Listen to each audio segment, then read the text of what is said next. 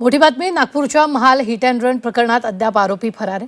25 दिवसानंतरही आरोपींचा शोध सुरू आहे। कारच्या धडकेत वृद्धाचा मृत्यू झालाय तर धडक देणारी ती कार शोधण्यास पोलिसांना यश आलेलं नाहीये। पोलिसांनी परिसरातील सीसीटीव्ही सुरू असल्याचा दावा केलेला आहे।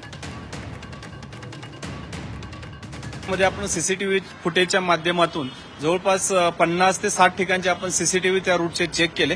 त्याच्या अनुषंगाने त्या गाडीचे कोणतं मॉडेल आहे, कोणत्या कंपनीची ती गाडी आहे, त्याच्या अनुषंगाने आपल्याला माहिती मिळाल्यानंतर संबंधित हुंदाई कंपनीकडून आपण माहिती घेतली। सदर हुंदाई कंपनीकडून अशा 302 गाड्या वितरित करण्यात आल्याची आम्हाला माहिती मिळाली आणि संबंधित वितरित केलेल्या गाड्या नागपूरमध्ये जे 50 ते 60 गाड्या अशा आहेत की नागपूर आणि अराउंड त्या विकल्या गेलेल्या आहेत। त्याच्यापैकी 25 गाड्या अद्याप आम्ही प्रत्यक्ष त्या ठिकाणी व्हेरीफाय केलेले आहेत। बाकी सुद्धा आपण गाड्या व्हेरीफाय करतोय।